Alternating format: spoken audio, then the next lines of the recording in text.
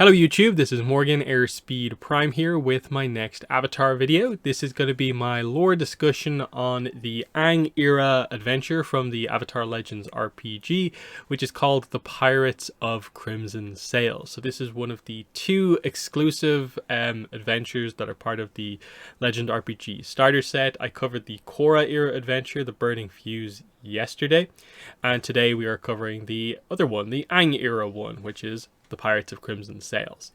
So yeah, let's pretty much just jump straight into this. So I'll bring up the document a few times during the video just to focus on a few bits, but obviously I don't want to show you guys the whole thing. So here is the general description of it. So Crimson Sails is an island filled with pirates, no good scoundrels, and more than a few outlaws. It is a place that sends most law-abiding citizens running, and exactly where Fire Lord Zuko sends the heroes on a mission of utmost importance. The pirates, who were mostly quiet during the 100-Year War, are suddenly attacking Fire Nation vessels. In fact, they've stolen money and critical supplies the Fire Lord promised to the Earth Kingdom.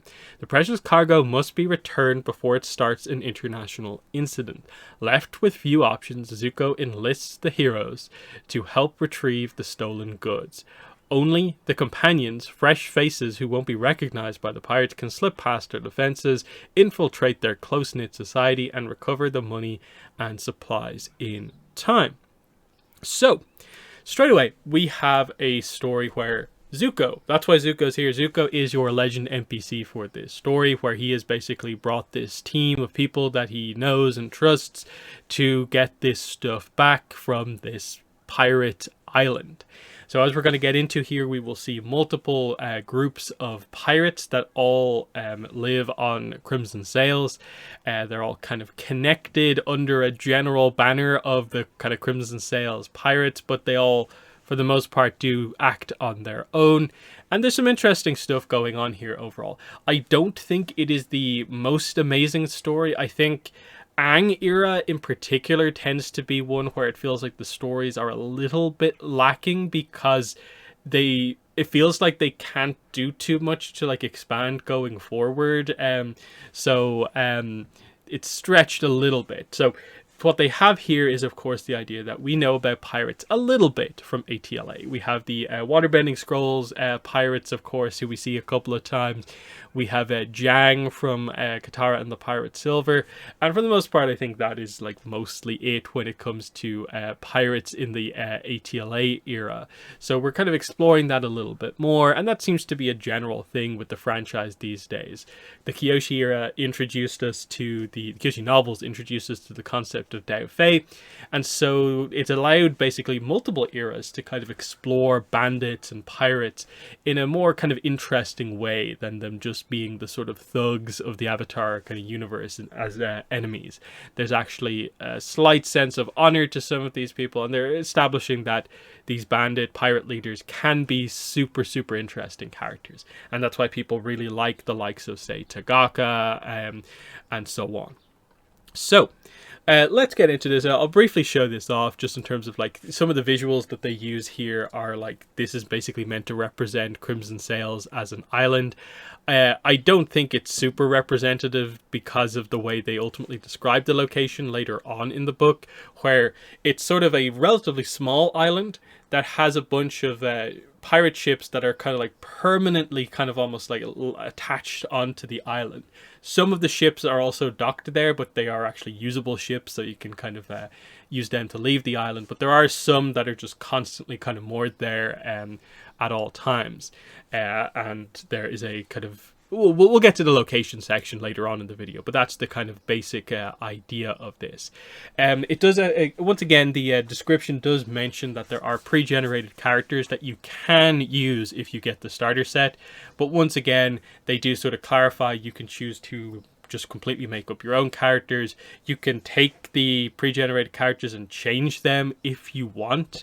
So how canon or not the pre-generated characters you get as part of this story actually are is a little bit sort of, you know, like unclear. But we'll get to talking about these like a little bit kind of later on. But we've seen some of these designs for these characters before, and we'll talk about that when we do get to it. So the idea here, Zuko brings the hero team, the companions on board. They have to infiltrate the pirate island and get back the stolen goods that the pirates have basically raided. The significance of these goods is that they were meant to be part of sort of the reparations that the Fire Nation are basically giving to the Earth Kingdom as part of basically the Harmony Restoration Movement or the Yu Dao Treaty. So it is quite important that these are got back to help with diplomatic relations between the Fire Nation and the Earth Kingdom. So, they give a bit of a backstory here on, okay, what is the history or backstory of Crimson Sails? Why has this island randomly become a pirate island? So, during Azulon's reign in the 100-Year War, naval officers who committed crimes or refused to follow orders were dishonorably discharged from the Navy. Over years, these officers banded together to become the Crimson Sails Armada and took pride in raiding and stealing from the Fire Navy. The Armada gathered wealth, and by the time Ozai took the throne, they were a formidable threat to the Fire Nation. Some of them even developed a reputation as folk heroes when they delivered stolen goods to particularly oppressed or starving communities. Rather than divert naval resources to fighting the pirates, Ozai cut a deal with them. The pirates agreed to stop attacking the Fire Nation, and Ozai agreed to deliver food, money, and supplies to the reformed pirates. The pirates settled on this island, becoming known as Crimson Sails, not least because ships too damaged to be repaired or to set sail again were thatched and tied onto the island, their red sails fluttering like flags in the wind. The remote island, located in the waters between the Fire Nation and the Earth Kingdom, grew into a strangely bustling community, especially as the downtrodden of other nations immigrated to the pirate paradise aboard Crimson Sails Armada vessels. So, it also does mention there that because they mostly get the support from like Ozai, the sort of raiding aspect of them has really died down, and so they've kind of kept to themselves the last few years. This is why piracy, for the most part, especially on this side of things, doesn't seem to be as big of a deal in the ATLA era, because of course the war is going on, and then some of the bigger pirate groups were kind of obviously dealt with deals like this. So, interesting, like, it's one of the few times we actually get a reference to like Ozai making some sort of a political maneuver that is not just like outright war. So actually just not wanting to deal with pirates, and so just agreeing to this deal where they get kind of basically money and supplies to stop them from being a threat and interfering in the war. That's quite interesting to me. But then the setup into this era is this. As the 100-Year War came to an end and Ozai was deposed, the captains of the Crimson Sail Armada found themselves in a strange place. The new Fire Lord was unaware of the deal his father struck with the pirates. In accordance with the Treaty of Yu Dao, part of the Harmony Restoration Movement, Zuko drastically cut his military and began paying reparations to the Earth Kingdom to help it rebuild. The money and supplies that were once quietly diverted to Crimson Sails dried up. The leader of the island at the time, Kangana, who we'll get into the characters a bit later on, went to Zuko to demand the same deal they had with Ozai, but she came back empty-handed. Zuko was not going to negotiate with them. He wasn't going to be extorted by pirates, and that the money should be used for more worthy causes. So, that's the kind of situation there in terms of how Zuko actually went about handling this. This meant that the Pirates of the Crimson Sails did revert to doing what they do best, being pirates. So they started attacking Fire Nation Navy vessels, but also merchant and civilian vessels. And then the setup for this is that, unfortunately for the Fire Nation, one of the vessels the pirates struck, the Zaysan's Hope, was carrying crucial cargo, money and supplies destined for the Earth Kingdom as part of the Treaty of Yu Dao. And so Zuko can't act on his own because his military is stretched so thin, so he sends in this group of heroes who he's worked with kind of previously. They know him, to go in and infiltrate the pirates and get the stuff out. And so that's the setup on the sort of Zuko Fire Nation side of things, what the significance of the goods actually is. And the rest of it is effectively the kind of inner workings of Crimson Sails and the different pirate groups, and the fact that Kangana was the leader at the time, but there's a new leader in charge, and there's a bit of like infighting amongst the different kind of groups of pirates about how they handle this new overall kind of captain and how they feel about the old one and stuff like that. And yeah, that's what it covers here. The heart of the matter within the Crimson Sails is the character of Ninka, Ningka, the new head captain of the Crimson Sails. She is a newcomer to the Crimson Sails who claims to hail from a long line of accomplished pirates. In truth, she is a former fire warrior who swore to follow Azula after the disgraced princess broke them out of a secure asylum. When the princess's plan to manipulate Fire Lord Zuko failed and the fire warriors faced the Avatar and his friends, Ninka fled. Hopeless after so many betrayals, losses and setbacks, Ninka felt totally lost and alone until she found the Crimson Sails. And so she stepped in, she basically got people to turn on Kangana for not getting the deal from Zuko that they had with Ozai, and used that to basically get herself into the overall position of captain.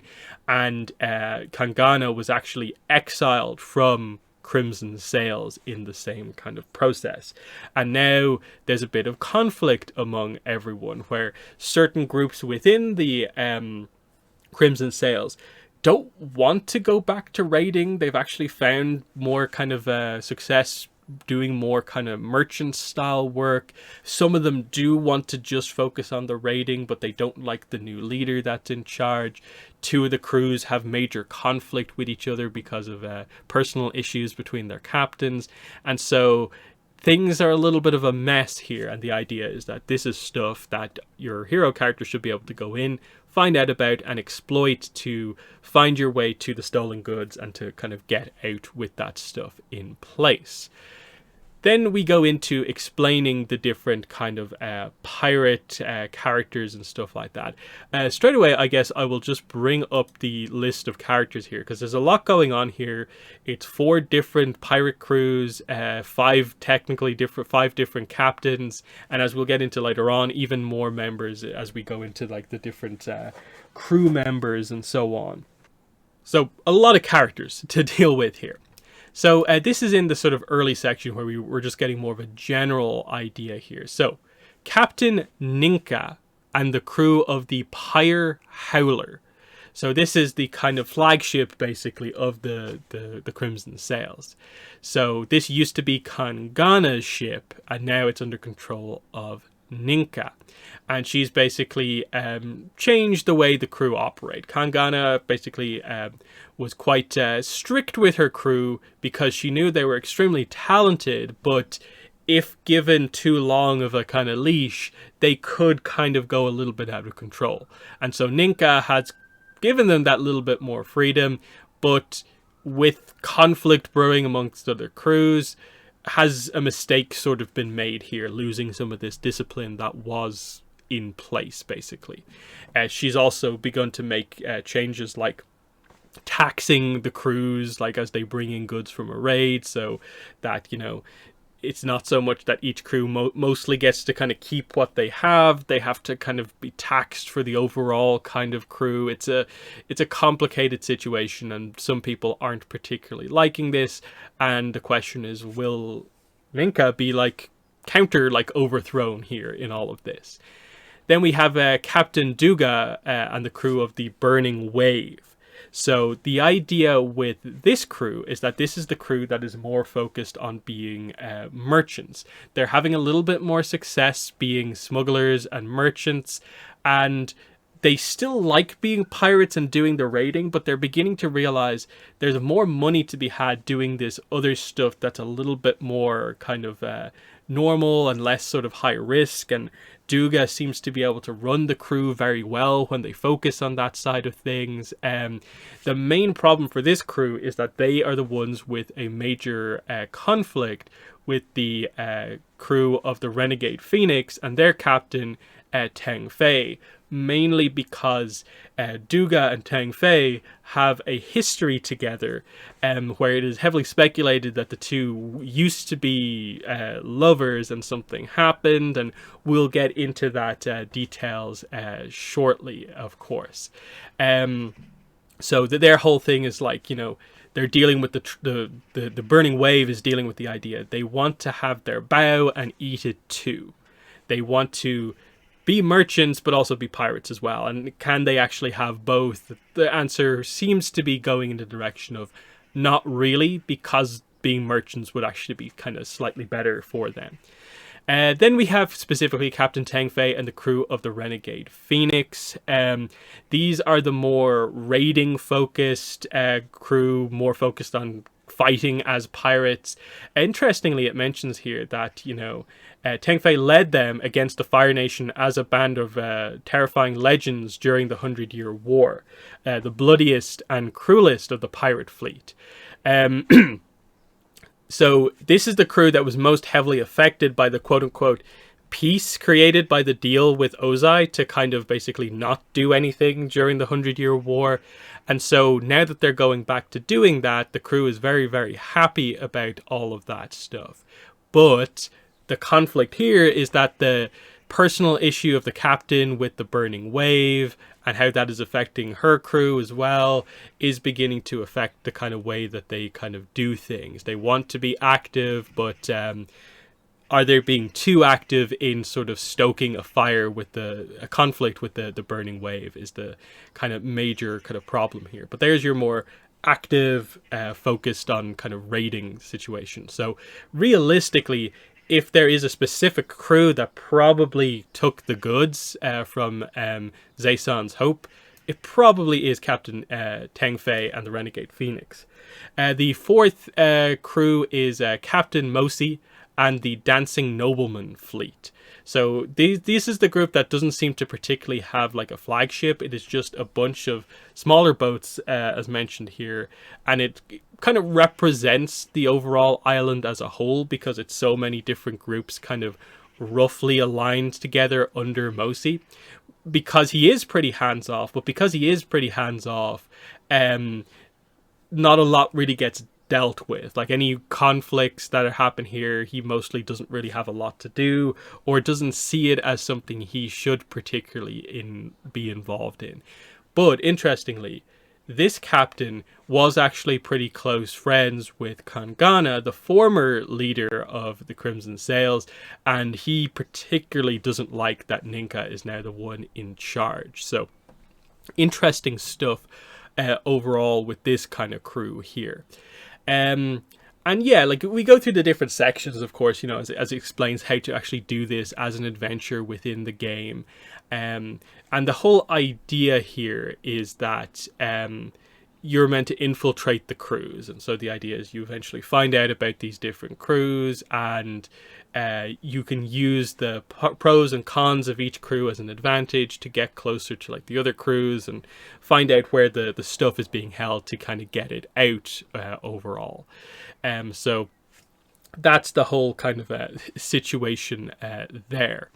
And it's one of those things where like they cover a few ideas that like a few things you should probably do as part of the story. Like, if you are able to gain the kind of trust and allegiance of two of the captains, then you should have enough sort of firepower to kind of directly fight against Ninka and like gain control of the situation if you want to do things in that way. They do also introduce the character here, Wing, who is this merchant who basically just is an information seller, and there's a little bit more information on this character later on, but they're just presenting the general idea of there's a few ways to that this, if you do this adventure, it could go. You could choose to pretty quickly get in there, find out where it's being held, and get out fairly stealthily without too much interaction with the different crews, or you could have a massive fight where you completely almost like tear the Crimson Sails apart by having all the different crews fight against each other, and a massive fight happens and you flee all the way back to Zuko with the goods. There's so many different ways, it seems like, to actually kind of do all of this stuff. Again, they do establish when the whole story setup here of like the idea is Zuko is bringing in a group of people that he knows previously. So the intent is that like these are characters who Zuko should have some familiarity with to trust with a mission like this. It does also say here, as part of the story setup, that Zuko has acquired a small ship with supplies for the players, which they can use to sail to Crimson Sails. That the Fire Nation military has discovered the location of this island because of the use of airships overall. And so that's how things kind of get started. And then they say that the first captain that you pretty much should meet as part of this is that when you arrive at the island, Captain Mosi should be the one who comes out to meet you. And I suppose this would make sense to be the easiest crew to sort of infiltrate, because he's the most hands-off leader, and his fleet is more of a kind of ragtag group of everyone with no particular clear flagship. So I think he'd be the most okay bringing new people on board overall. So then we get to the actual full-on like character section, where they go into a little bit more depth on all of the particular characters. This is where we begin to learn about some of the rest of the crew. They don't go too much on the rest of the crew outside of the captains, but also just after this section we'll also get to a section where it covers basically flashbacks for the captains of these crews as well. So that is quite interesting. So again, they do feature Zuko here. He is the legend NPC for the story. And again, the whole idea of the Treaty of Yu Dao is why he is so eager to kind of get this dealt with, so that these reparations kind of goods are eventually got to the Earth Kingdom. So that's what's going on there. Then we get the crew of the Pyre Howler. So this, of course, is the main crew overall. This is the really, really skilled group that was previously under the control of Kangana, but now under the control of Captain Ninka. So she seems to be a little bit more controlling. She wants everything reported back to her. She's taxing the other crews. They don't seem to like that. Some of the crew are beginning to feel guilty for siding with this new captain over their old one. And yeah, there are some problems beginning to arise. Notable crew members on the Pyre Howler. Fern, first mate waterbender from the Foggy Swamp, rescued by Kangana from prison, feels passed over for the captain's hat and wants Ninka out. So that's pretty cool. Waterbender captain here, Foggy Swamp character also, and someone who also wished they could have been the new captain. Cook, the former ship's cook who now runs a tavern on Crimson Sails, stoic to outsiders, terrible gossip to anyone they know well. Fair enough. Raldry, weapons master who joined the crew because he hates the Fire Nation just as much as the captain, feared by many for his brutal fighting style. Okay, non-bender fighter character there, seems pretty good. And of course, High Captain Ninka is their captain overall. Former fire warrior and incredibly skilled firebender that Azula freed from a mental institution. Ninka's parents sent her to the institution because she couldn't control her firebending and was prone to violent outbursts of frustration. Her anger and despair only increased at the institution, where more care was placed on keeping her subdued rather than getting to the root of her problems. When Azula's Kimura Kage scheme failed, rather than being sent back to the institution again, Ninka fled to join up with the pirates. Her experiences at the institution and under Azula's influence have made her hate the Fire Nation. Ninka is dangerous, and despite her flaws, she's also exceedingly smart and charismatic. She uses these skills to manipulate the pirates into doing what she wants, and without too many questions. At her heart, she acts out of fear rather than malice. Winning her trust is difficult, but most of the people she trusted, like her parents, failed her time and time again. So I like that just fleshing out another member of the Fire Warriors when we don't really know much about them. And realistically, I think everyone assumes in Azula and the Spirit Temple, when we finally get that comic, it is probably going to truly separate Azula completely from the Fire Warriors. So it's now or never, I think, when it comes to fleshing out some of the other ones. Like, we got the name, Zirine for one of them, and now we have Ninka here for another one of them. So just nice little bits and pieces there. And interesting that this is a character who seems to view her time under Azula as being a further thing to make her hate the Fire Nation. So that is quite interesting. So then we have the crew of the Burning Wave. So this is the one that wants to be more going down the smuggling, mercantile operations kind of road, but they still kind of want to be pirates. what is the correct kind of like path for this group overall. They are described as being the most disciplined and focused of the groups, so you know that's interesting by itself.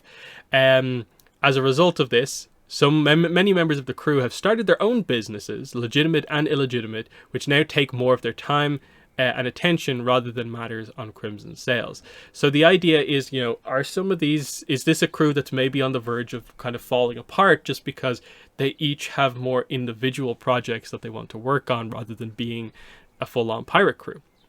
Notable crew members here: Big Dawa, a small woman with a sturdy frame and Duga's first mate, in charge of the Burning Wave smuggling operations when Captain Duga has other matters to attend to.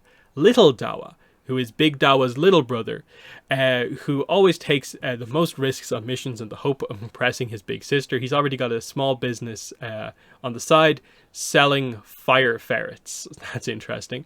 Then we have the character Heping, Heping, a pirate who has all but turned into a merchant and has secret dreams of moving to the Fire Nation capital and settling down with a trade house auctioneer he's fallen in love with. So that's a bit of an interesting one. There's someone who clearly wants to get out of the pirate business and just settle down. So that's that crew. And then Captain Duga is the captain of the Burning Wave, of course. So the backstory for this character: Duga grew up poor, but joined the Navy to hone his innate firebending abilities. Mercilessly bullied by his fellow crewmates who didn't understand the sensitive boy with an amazing gift, he eventually ended up deserting to escape the torment. Rather than return home a failure, he swore to make something of himself and joined up with a crew of pirate brigands the first chance that he got. He proved himself invaluable to the pirate crew by setting merchant boats alight with bending, while the pirates plundered to their heart's content. He worked his way up until he was first mate. Then, as first mate, bit his tongue as the captain squandered away the wealth that they stole. Eventually, the foolish former captain of the Burning Wave died on an expedition, leaving Duga in charge, and he kind of righted the ship basically, and he was doing things in the right way and earning the crew money, which has kind of left them now in this position where each individual member of the crew seems to like have the ability to kind of create like a business of their own. The captain used to have a good working relationship with Teng Fei, who is the leader of the Renegade Phoenix. Some even say the two were in love. However, the relationship soured when Duga left Teng Fei stranded on a mission because she was caught by guards. Some would have made the choice to go back for her, but Duga placed profit above any loyalty he had to the fellow pirate. Duga sees that his crew could make even more money smuggling goods between nations now that the world is at relative peace, but the new raids might start getting in the way of that, so an interesting conflict for that crew. Then we go to the crew of the Renegade Phoenix, which, once again, this is the one that's more focused on kind of combat, plundering, raiding. They didn't like the time of peace, so they like that they're now back in action again. This is a crew who, unlike the Burning Wave, they're kind of like the opposite of the Burning Wave. They don't have a lot of money stockpiled up. They don't have anything and are actually only now doing regular raids, kind of like earning their money again, whereas the other crew can kind of do what they want. This is the crew that really wants to go against the Burning Wave because of the issue between the captains, and this is really threatening to cause a major issue kind of like on the island, of course. So that's kind of what's going on here. They kind of want to force a situation where they will antagonize Duga enough that Duga will kind of break the rules that Ninka has set out, and that will create a situation for like a justified response from Teng Fei and her crew to get revenge on Duga. So this is also described as being one of the most loyal crews to their specific captain rather than the overall organization. So that is quite interesting. Notable crew members here: Lazy Lou, first mate of the Renegade Phoenix, who can literally never sit still and resorts to petty theft when bored. Bad You, YU, and then the first one was Lazy Lou, LU. Took Good You's bunk, and Good You was never seen again. No one dares ask her why. Shihan, a giant man who is an artist at heart, but acts tough so no one tries to hurt him. So not too much there with those kind of crewmate characters, but you know, interesting dynamic between the two crews. The captain of the Renegade Phoenix is Captain Teng Fei. So she grew up in a military family and went into service when she came of age. However, she was injured putting down a rebellion in the Earth Kingdom and sent home a broken woman. She spent years of her life nursing herself back to health with no help from the military, who did not care about one of their lost soldiers. Eventually, she was well enough to rejoin the army, but instead she was angry. She thought joining the military would be like an extension of her family, but if this was how the military treated its children, she wanted no part of it. She lost herself in anger for a few years until the crew of the Renegade Phoenix recruited her for her technological skills, and this is where she kind of found that like adopted family that she was actually looking for in this life of piracy. So kind of like the other captain, the old captain passed away, she became the new captain, and she very much has this family dynamic amongst her crew where she prioritizes them above all else. But it's almost getting into the point where it's like her conflict with the Burning Wave is maybe threatening that, because it's putting them at risk if those two factions actually begin to fight. But she absolutely hates Captain Duga after his betrayal. Teng Fei still has a nasty scar running from her left eye all the way down her mouth from her desperate escape. So that is interesting. So she feels reinvigorated now that they're begun raiding again. She's a vocal supporter of the new leader of the Crimson Sails and would have her back in a fight. Teng Fei could be swayed against Ninka if her crew was put in danger because she cares about them above all else. So interesting dynamic there. She's kind of the most bloodthirsty captain, but also cares the most about her crew, which is interesting.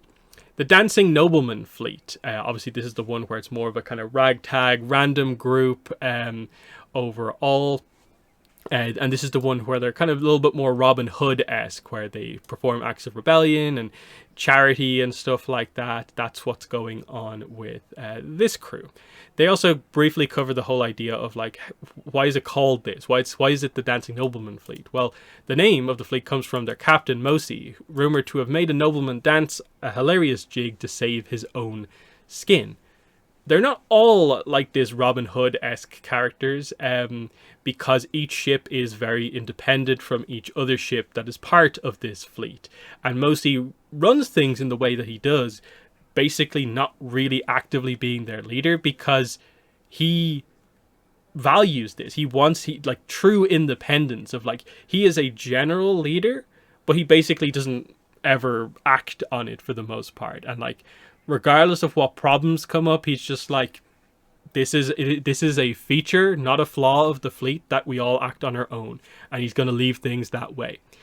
With him, he is the most out there with his opposition to Ninka, because he was the one of the ones who was more close to Kangana, the former kind of leader, of course. So that's what's kind of going on there. And it's basically described that, like, you know, they were a group on their own, but then they came to join the Crimson Sails, and that's where they developed the respect for kind of each other. So the notable members of this group are Macau, weapons master from the Southern Water Tribe who taught many members of the fleet guerrilla tactics on the water.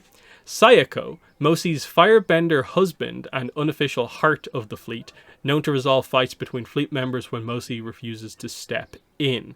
And then we have Yoko, fiery tech expert who has managed to create a seawater filtration system for Crimson Sails. So pretty interesting stuff there to find out that he actually has a husband here, and we'll find out later on he actually has a daughter as well.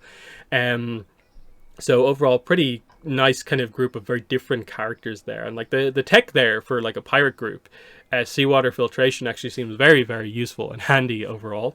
So Captain Mosi's backstory, kind of we get a little bit of it here, but the flashback we'll get to in a minute.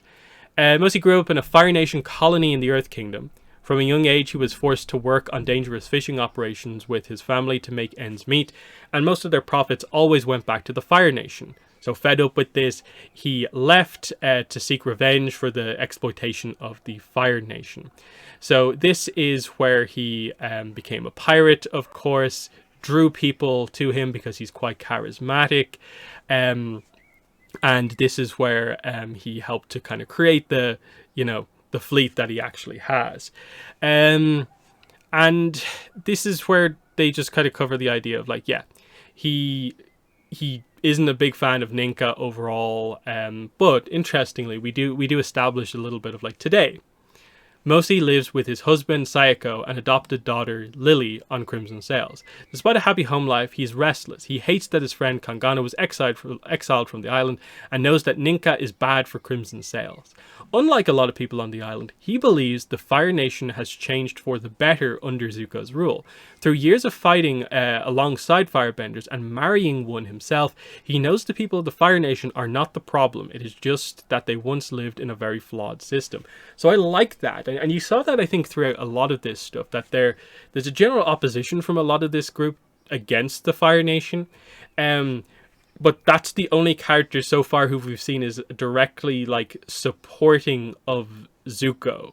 So that's a kind of interesting thing. Then Kangana herself, she became a pirate because she grew up poor and saw that the Fire Nation's inequity, working her way up from poverty to owning her own fishing boat. She first believed that the system that the Fire Nation put in place would protect her and her family, but the idea of a great, fair, and equal Fire Nation was a lie, and no matter how hard she worked, she could never get ahead. Being part of a system that oppressed so many people broke Kangana, and she turned to a life of crime. When Ozai was deposed, she failed to get the same deal with Ozai, with Zuko, and she lost everything when Ninka exiled her and took her position. Now, she has started to dig up dirt on Ninka and has discovered that Ninka was once a fire warrior, and now she is headed to an island near Crimson Sails to regroup and consider what to do next, hoping to regain her position as head captain. That feels like a pretty notable piece of information there, that like she knows Ninka was a fire warrior with Azula, and that revealing that at some point is going to be a huge thing, because we know from before that it was mentioned that Ninka has this whole story that she comes from a long line of pirates, so she's lying about like her actual backstory. So that's going to be a pretty interesting one, if you know that's the idea of how the actual story plays out. I assume it is, because it's so directly set up there. Wing was the first non-pirate to settle on Crimson Sails, and he trades with them. He sells different things every day depending on what's in demand, but he also sells gossip. There's not much to this character really at all, just that like here's your information broker for where you get there. He feels like a character who's more here for gameplay reasons, just to have someone who you can talk to rather than anything else as such. Next, we go into important locations. So, of course, Crimson Sails itself is an island, and as we were told before, it is in between the Fire Nation and the Earth Kingdom. So it seems to be one of these like disputed islands where it's probably right at the tail of the Fire Nation, but it's close enough to the Earth Kingdom where they can lay some claim to it as well, which is interesting as well by itself. But obviously, it is a pirate island, as we know. Crimson Sails is composed of ships permanently moored and thatched together around a small central island. Many of the outer ships, including the Pyre Howler, Renegade Phoenix and Burning Wave, are only docked at the island and can sail away at a moment's notice. Gangways, rope bridges and floating platforms connect all the ships of the island with one another, and it's easy to get lost in the mess if you don't know where you're going. The actual island itself is called Captain's Isle. It is a small island with a lagoon next to a cave wreathed in jungle flora. Inside the cave is a round table, crates filled with plunder, and various forms of seating. The round table is stabbed with the daggers of all the pirate captains who have made their home on Crimson Sails. If a captain removes their dagger, it means they've decided to leave the alliance. Ninka holds important meetings here with the other captains, and this is where votes are had. It also says, as part of the story, this is where the stolen supplies and money are hidden. So you will need to find your way here eventually to get the stuff. But because it's held in like the central area, I guess it means any of the particular crews and stuff like that could have been the ones to actually get it in the first place. They described 3 of the ships here, of course.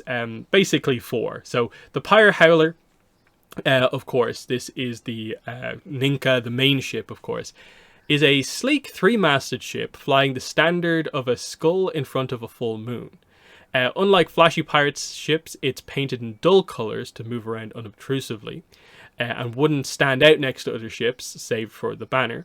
Ninka spends most of her time here in her pirate quarters and in her private quarters, and it's always heavily guarded, of course.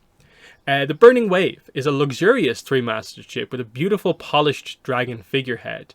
This is a super well maintained ship to the highest standard. There are metal windows on the side that can be opened to allow firebenders to shoot out of the side, of course, so that's kind of cool. And interestingly, this crew doesn't spend most of their time on the ship. They keep the ship for when they're actually going out on the ship, or for special kind of meetings with business partners. Otherwise, they try and keep it in like pristine condition. And actually, most of the crew members kind of like buy their own like separate little ships and kind of stay in them most of the time. Duga lives in a luxury boat right next to the Burning Wave, so the ship is never out of his sight. In direct opposition, of course, as we come to expect, the Renegade Phoenix is one of the worst looking ships in the fleet, at first glance. It is a ship clearly designed for 2-mast, but it now features 3 of awkward sizes. It is a patchwork of wood across its entire hull. It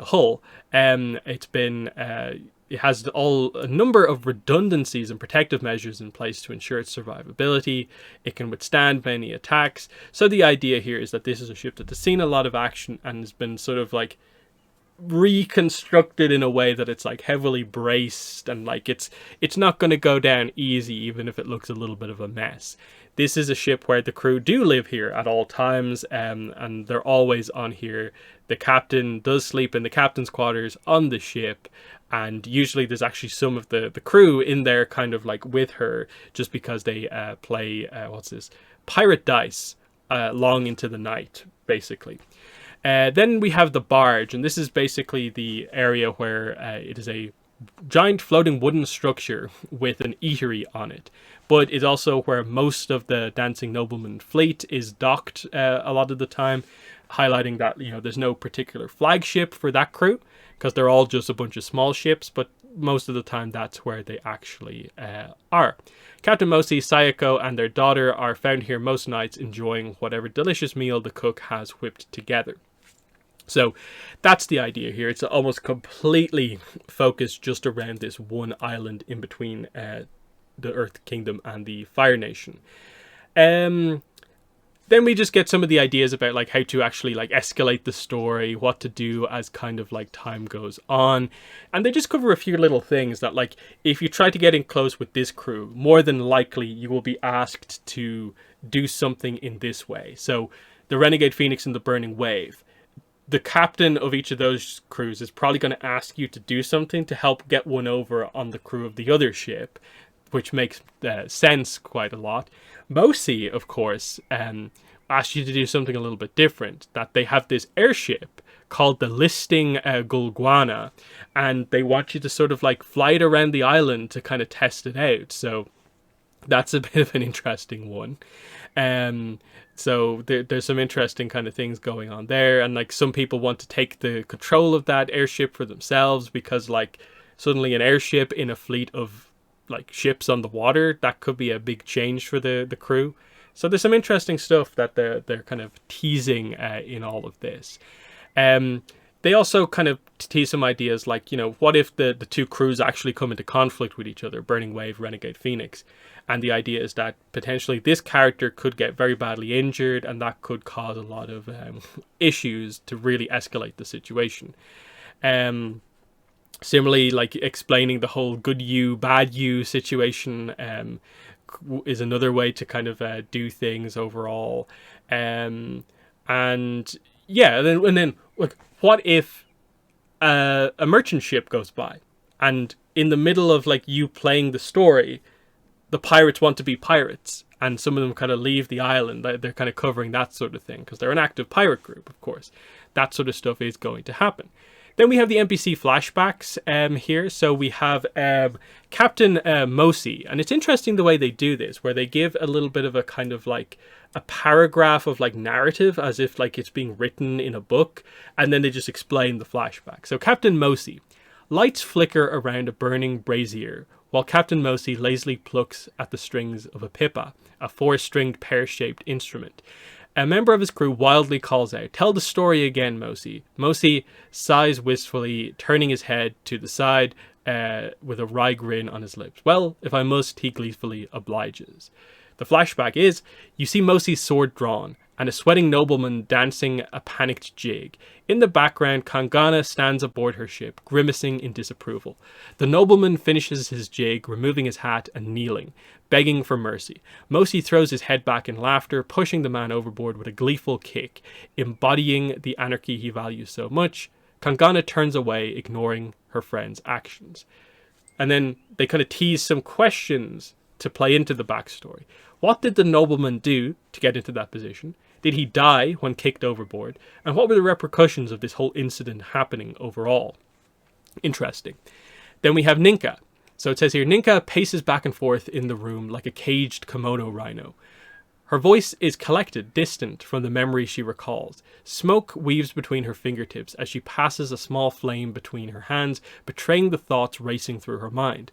The words start to spill from her lips in halted, broken sentences as she tells her tale.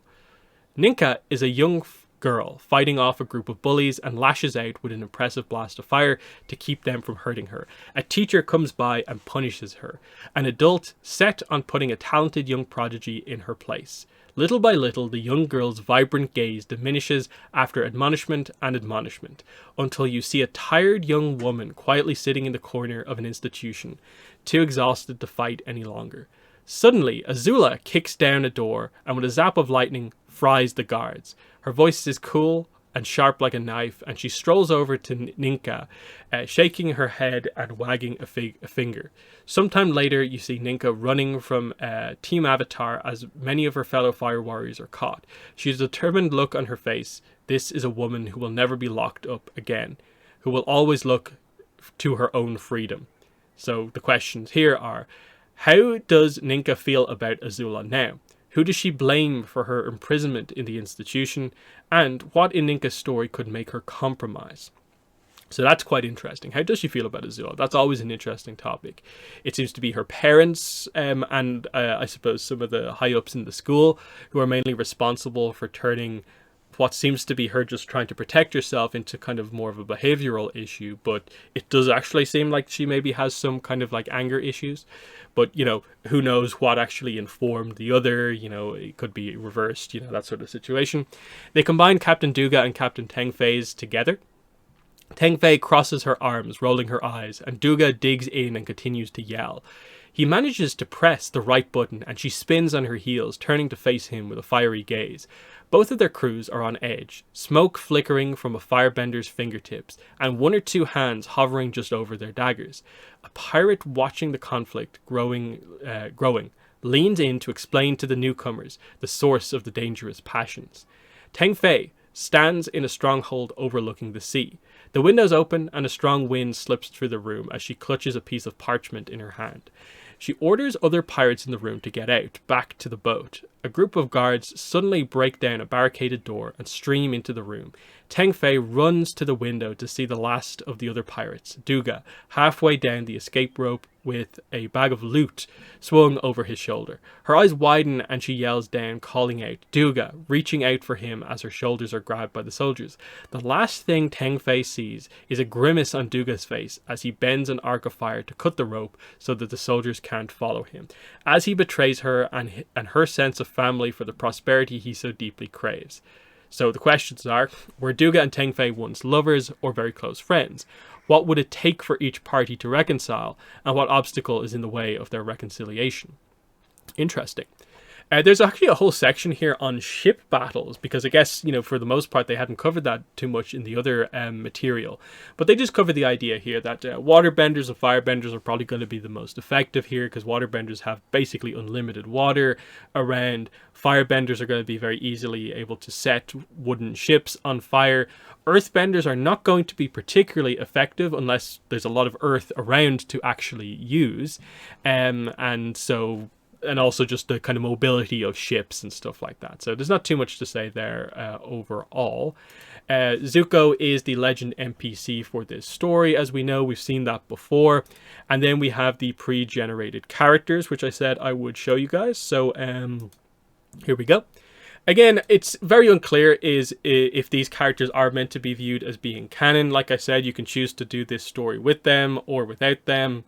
It's very unclear. So here we have obviously these character designs we've seen before for the playbook. So this is Z or Zai, the Adamant. Z grew up within the Sun Warrior city, but a few years ago she witnessed two outsiders, the Avatar and the future Fire Lord Aang and Zuko, performing the Dancing Dragon.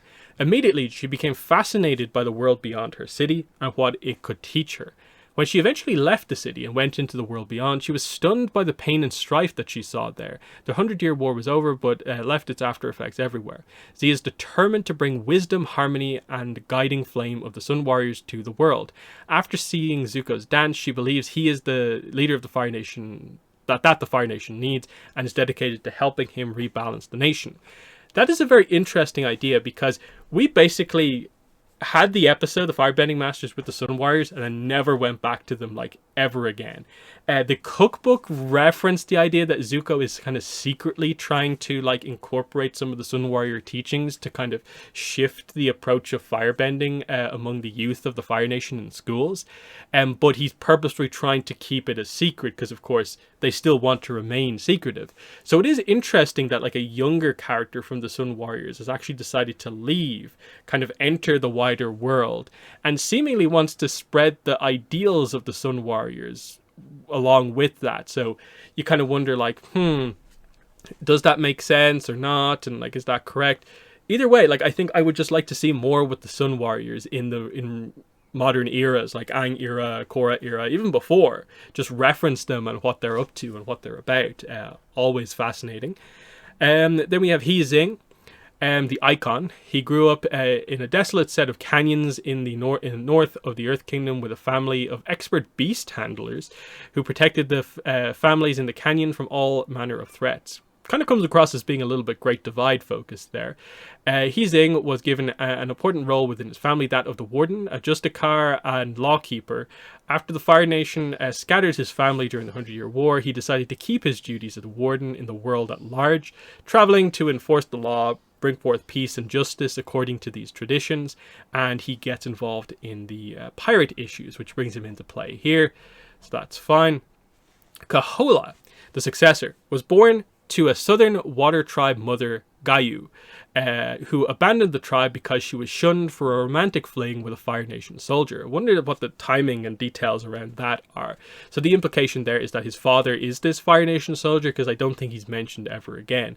Not one to let fate decide her destiny, Gayu set sail and became a prosperous pirate with the only southern waterbender family raiding the seas. Let me read that again. Gayu set sail and became a prosperous pirate. Okay. With the only southern waterbender family raiding the seas. Are we meant to know what that means? Like, is it her on her own? Is this Kiwok? What are they, like, alluding to there? It feels like there's a bit of information missing. But anyway, now Gayu is pushing Kahola to take his rightful place as leader, but the bright young waterbender isn't sure he wants to embrace a life of piracy, raiding and stealing from others to make a living. Kahola wants to know if there's something more out there. He's heard of a pirate named Duga, who's also a merchant. Maybe he can give Kahola some advice. If only he could shake the watchful eye of Hanu, the guardian, his mother sent to watch him. So, interesting enough there. Hanu, who's directly connected there, grew up in a waterbender prison camp after developing bending at a young age and being caught in a Fire Nation raid. After the war, she returned to her village hoping to become a warrior, but was turned away from training because she was a woman. Now, this is a bit of an interesting one in terms of, like, does that actually make a ton of sense? Because that obviously, I think, implies she's from the north.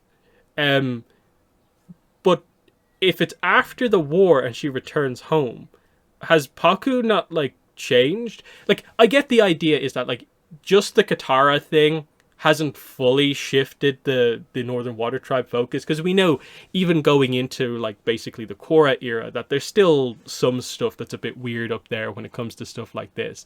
So I think I get what they're trying to go for, that You know, they kept the tradition. Katara was kind of an exception, but, you know, anyway.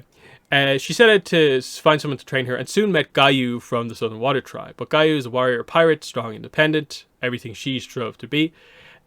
Working for pirates wasn't the dream, but the war taught her that life was messy. There are no true heroes, perhaps. When Gayu's son, Kahola, decided to strike off on his own, Hanu pledged to his mother to follow him and protect him. So, a bit of an interesting dynamic there between those two characters. Last character is Bin, the rogue. Bin grew up poor on an outlying island in the Fire Nation and never really bought into the propaganda that was drilled into the citizens day in and day out. He was always big, strong, and most people assumed dumb. However, he was smart enough to realize the Fire Nation nobility was running the biggest con on Earth, making people believe that they were better than others. So when he was old enough to start using his hulking appearance to intimidate rich suckers out of their money, and he's been doing that ever since. His biggest stunt to date was helping Captain Mosi of the Dancing Nobleman fleet steal a broken down airship, which we got referenced earlier on, from a Fire Nation junkyard. Now that it's over, he's beginning to wonder if there's more to life than a good laugh and a good con. And that brings that to a close. So, yeah, there is the Pirates of the Crimson Sails. I think an interesting enough story. It's obviously very focused on the pirate groups themselves. The setup with Zuko is actually somewhat interesting, but fundamentally it's just getting stolen cargo back. But I like the sort of importance on why it needs to get back and relating to the issue of post-war between Fire Nation and the Earth Kingdom and the Yu Dao Treaty, Harmony Restoration Movement. That's quite nice. And I think they did a good job fleshing out the different pirate crews, all having different angles, and like some of them are more personal related, some of the crews just seem to have different kind of goals in mind. And there's a few little bits of backstory throughout this that were actually quite nice, that they actually went in and explained, like pre-Ozai, like where this island of pirates actually like came from, and like alluded to kind of little bits and pieces of history, like even bringing like a fire warrior character into play is interesting just by itself. Plus a kind of Kuvira-esque backstory as well, with the whole, you know, anger kind of problems and it being kind of poorly handled within the Avatar world.